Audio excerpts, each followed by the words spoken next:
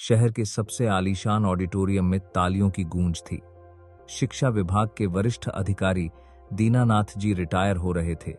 उन्हें विदाई में लाखों का चेक, बही पेंशन का वादा और ढेरों सम्मान मिला। उनके 3 बेटे अजय, विजय और संजय मंच पर खाए होकर मुस्कुरा रहे थे।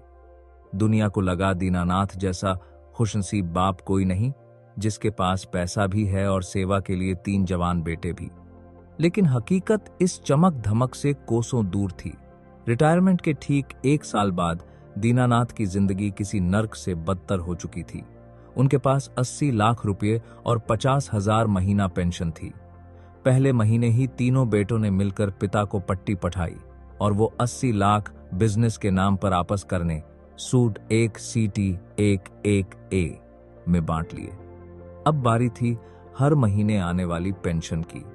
हर महीने की एक तारीख को तीनों बेटे और उनकी पत्नियां दीनानाथ के कमरे के बाहर ऐसे खाए होते जैसे कोई शिकारी शिकार का इंतजार कर रहा हो। जैसे ही मोबाइल पर पेंशन का मैसेज आता, बड़ा बेटा अजय फोन छीन लेता और अंगूठा लगवाकर सारे पैसे अपने खाते में ट्रांसफर कर लेता। दीनानाथ उस घर में अब पिता नहीं, एक बंधुआ मजदूर थे। सुबह 5 बजे से उनके काम शुरू हो जाते। पूरे घर की सफाई करना, बच्चों को स्कूल छोड़ना और राशन लाना। बदले में उन्हें मिलता था अपमान और बासी रोटियां। दीनानाथ को दमे की पुरानी शिकायत थी, लेकिन जब वो रात को खांसते तो छोटा बेटा संजय चिल्लाता, बूढ़े चुप होकर सो जा, तेरी खांसी से बच्चों की नींद खराब होती है। कोई उन्हें डॉक्टर के पास नहीं ले जाता। यहां तक कि उनकी पेंशन के पैसों से उनकी दवाइयां तक नहीं खरीदी जाती थीं। एक रात जब घर में बेटों की अपनी पार्टी चल रही थी, दीनानाथ को उनके अंधेरे कमरे में बंद कर दिया गया ताकि मेहमान उन्हें देख न सकें। दीनानाथ ने कांपते हाथों से अपनी स्वर्गीय पत्नी की धुंधली सी तस्वीर निकाली और फूट फूट कर रोने लगे। उन्होंने तस्वीर से कहा, एक्स सुमित्रा, देख, इन्हीं 3 चिरागों के लिए हमने अपना पेट काटकर इन्हें पचाया था। आज ये मुझे बाजी रोटी भी एहसान जताकर देते हैं। मैं इनके लिए बाप नहीं, बस एक ऐसी मशीन हूं जो हर महीने पैसे निकाल कर देती है। सुमित्रा, मुझे अपने पास बुला ले। अब और हिम्मत नहीं रही। उसी अंधेरे में एक साया खड़ा उन्हें देख रहा था। वो था आर्यन। आर्यन दीनानाथ का सगा बेटा नहीं था। वो उनके एक स्वर्गीय दोस्त का अनाथ बच्चा था, जिसे दीनानाथ ने अपनी औलाद से बढ़कर प्यार दिया, पढ़ाया, लिखाया और मुंबई भेजा था। किसी को नहीं पता था कि आर्यन अब मुंबई का एक बहुत बड़ा बिजनेसमैन बन चुका है।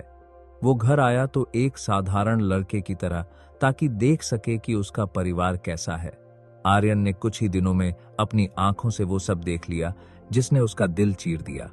उसने देखा कि कैसे बहुएं दीनानाथ को ताने देती हैं और बेटे उनसे नौकरों की तरह काम करवाते हैं। उसने तय किया कि अब वो शांत नहीं बैठेगा। आर्यन ने एक अपवादता की बिजनेस डील का नाटक रचा। उसने तीनों भाइयों को लालच दिया कि वो उनके शहर में 100 करोड़ का प्रोजेक्ट ला रहा है और उन्हें पार्टनर बनाएगा। लालच में अंधे तीनों भाई आर्यन के तलवे चाटने लगे। आर्यन ने धीरे धीरे चाल चली। उसने तीनों भाइयों को विश्वास में लेकर उनसे कहा कि प्रोजेक्ट में निवेश करने के लिए उन्हें अपने घर के कागज और अपनी सारी जमा पूंजी एक कंपनी में लगानी होगी। लालच में आकर तीनों ने पिता से छीने हुए 80 लाख और घर गिरवी रखकर सारे पैसे आर्यन की एक फर्जी कंपनी में लगा दिए। एक दिन आर्यन ने घर में शहर के बड़े बड़े लोगों और मीडिया को बुलाया। वहां उसने एक बड़ी स्क्रीन पर एक वीडियो प्ले किया। उस वीडियो में तीनों बेटे अपने पिता को गाली दे रहे थे, उनसे झांचू लगवा रहे थे और उन्हें अपमानित कर रहे थे। पूरा शहर उन पर थूकने लगा। जब तीनों भाइयों ने आर्यन पर हमला करना चाहा, तब आर्यन ने अपनी असली पहचान उजागर की। उसने मेज पर कुछ कानूनी दस्तावेज पटके और गरज कर कहा, मैं Aryan Khanna, Khanna group of industries का मालिक हूं और यह घर अब मेरा है। तुम तीनों ने जो पैसा निवेश किया था वो डूब चुका है, क्योंकि वो कंपनी भी मेरी थी। तुम अब सख पर हो। ट्विस्ट ये था कि दीनानाथ जी ने रिटायरमेंट से बहुत पहले ही ये घर गुपचुप तरीके से आर्यन के नाम कर दिया था, क्योंकि उन्हें अपने बेटों की फितरत का अंदाजा पहले ही हो गया था। आर्यन ने तुरंत पुलिस बुलाई और सीनियर सिटीजन एक्ट के तहत तीनों बेटों और बहुओं को सामान समेत घर से बाहर फेंकवा दिया। अगले कुछ दिन उन तीनों बेटों के लिए भयानक थे। न रहने को छत थी, न खाने को दाने। जहां भी वो काम मांगने जाते, आर्यन की पावर की वजह से उन्हें कोई काम नहीं देता। तब उन्हें समझ आया कि जब उनके पिता के पास सब कुछ था, तब भी उन्होंने उन्हें बासी रोटी दी थी, और आज उनके पास कुछ नहीं है तो दुनिया उन्हें लात मार रही है। वो सब रोते हुए वापस आए और दीनानाथ जी के पैरों में गिर पड़े। बाबूजी, हमें माफ कर दो। हमें लगा था पैसा ही सब कुछ है। हमें नहीं पता था कि बाप का साया छिन जाएगा तो हम अनाथ हो जाएंगे। दीनानाथ जी की आंखों में आंसू थे। एक पिता का दिल पिघल गया। उन्होंने कहा, मैंने तुम्हें माफ किया। बेटों को लगा कि अब वो फिर से उसी घर में ऐश करेंगे, लेकिन दीनानाथ जी ने उनके हाथ हटा दिए और दृढ़ता से कहा, माफ किया है, लेकिन अब तुम्हारे साथ नहीं रहूंगा। तुमने मेरे विश्वास की हत्या की है। आर्यन ने मुझे जो सम्मान दिया, वो तुम सगे होकर कभी नहीं दे पाए। अब तुम अपनी मेहनत की रोटी खाओ और गरीबी में जियो, तभी तुम्हें बाप और पैसे की असली कीमत समझ आएगी। दीनानाथ जी अपना छोटा सा झोला लेकर आर्यन की गाजी में बैठ गए। पीछे मुंह कर देखा तो उनके सगे बेटे धूल में बैठकर अपनी किस्मत पर रो रहे थे। आर्यन उन्हें मुंबई ले गया, जहां उन्होंने अपनी बाकी की जिंदगी किसी राजा की तरह नहीं, बल्कि एक सम्मानित पिता की तरह बिताई।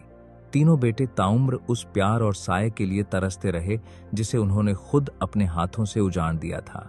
माँ बाप की सेवा कोई बोझ नहीं, बल्कि वो निवेश है जिसका मुनाफा आपको सुकून और सम्मान के रूप में मिलता है, जो पिता की लाठी नहीं बन सकते। वक्त उन्हें खुद सड़क पर लाकर खशा कर देता है।